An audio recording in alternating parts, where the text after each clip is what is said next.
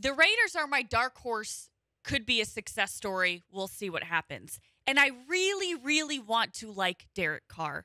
My issue with Derek Carr is that he always does the whole everybody's out to get us and nobody believes in us, when in fact, most of the networks and talking heads actually do believe in Derek Carr and Devontae Adams.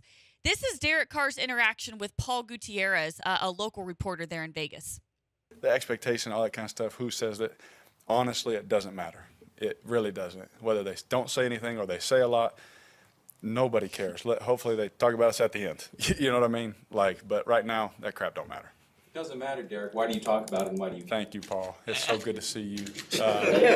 I say it because I'm a positive person, and I try and I try and encourage my teammates. There's a way that I say things to encourage my locker room, to maybe put a chip on their shoulder, and sometimes I do it too much.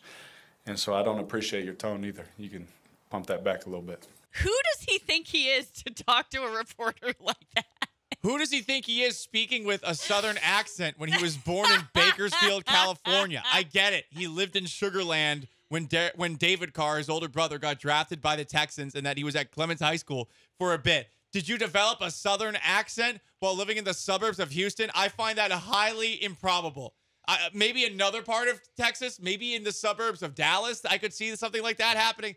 Absolutely bleeping not here. So that's the first part that really rubbed me the wrong way. And second, he just consistently is sensitive.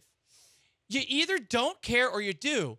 You just said you don't care. Right. This guy pushes back and asks, I think, the easiest, perfect follow-up question. Oh, well, you're here. I don't like your tone. Right. Walk that back a little bit. Derek, you're walking in to the thing that everyone criticizes you for. By the way, he is very block heavy on Twitter. Has not blocked me, but has blocked many people on Twitter.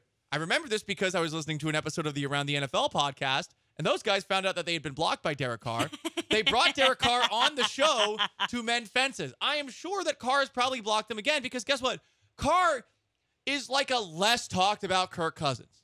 He's a very good quarterback, but when has he ever done the thing that you want him to do in the big moment? I'll give him a lot of credit because last year it really did feel like he took a big step forward in a season where the Raiders lost their head coach in John Gruden, had a first-round pick in Henry Ruggs go to jail for vehicular manslaughter DUI. You had a lot of things go down last season, and he was able to keep things together.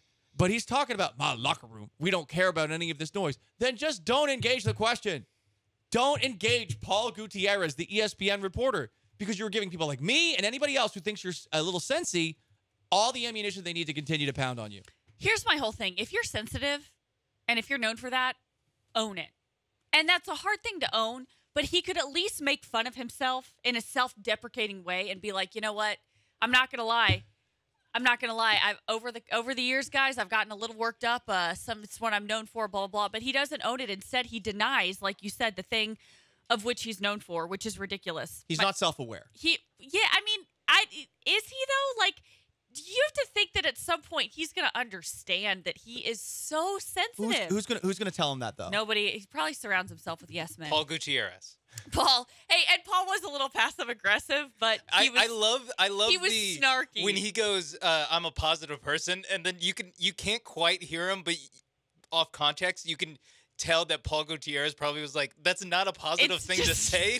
To say that you don't care about what other people say. That's not positive."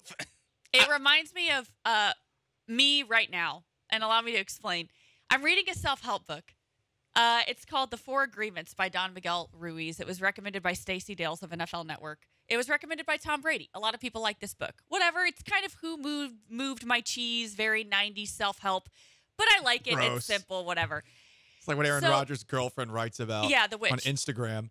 So there's one thing about how like you should repeat what you're trying to be, right? So there's 4 agreements. It's called the 4 Agreements, as I said, and one of the agreements is don't take anything personally. So if you find yourself taking something personally, you should say, I don't take anything personally. Nothing is personal against me. Other people's issues are not my own.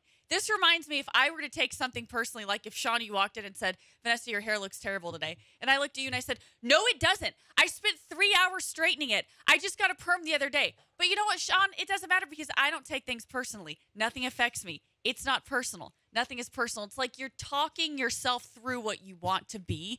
And Derek Carr always strikes me as somebody that is like trying so hard to be positive and has recently watched a seminar and is like, I'm positive. Yeah, Damn it. he is very much like I'm a positive guy, and then that's all he says. He Straight out of a seminar. He isn't Not actually positive.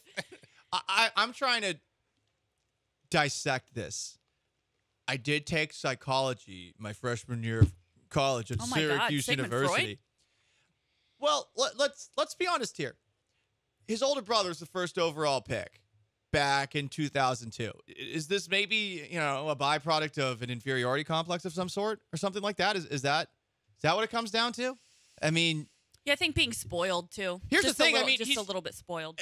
I would tell him this, like, you've had a much better career than your brother, like not close. Your brother, was the first overall pick, but I think most people think that your brother could have worked a little bit harder when he was the starting quarterback of the Houston Texans, that he didn't take it as seriously as he needed to. And you have surpassed his career. I mean, I think Derek Carr's lapped it. So I'm really wondering where this sensitivity is coming from. I get it. Like, you're being constantly questioned all the time, but that's the way of football. You have still survived as starting quarterback of the Raiders for all of this time. At a certain point, you should just say, like, I'm here.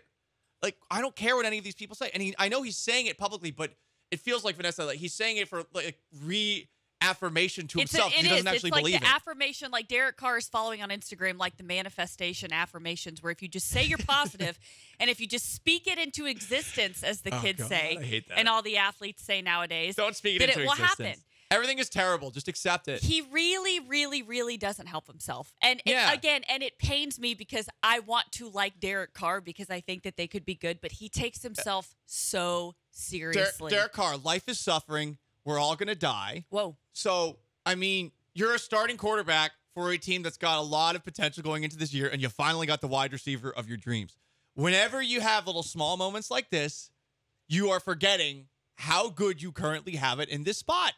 You have a real opportunity this year. And guess what? Because of the quarterbacks that you're going to be playing against and because of I would imagine, tons of primetime games that the Raiders are in, you have a chance to shut everybody up. This is not how you do it. This is just going to continue people to say, oh, there he is, Derek Carr being sensitive again. You know how you do it? You say Broncos country, let's ride. No, don't.